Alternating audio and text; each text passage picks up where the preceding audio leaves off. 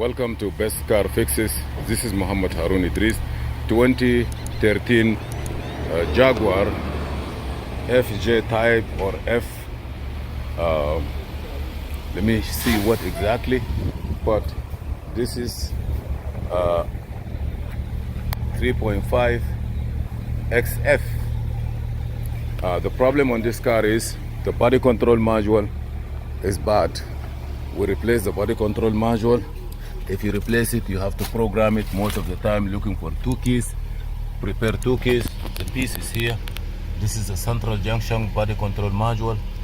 When it's go bad, you have to program it and do the target identifier.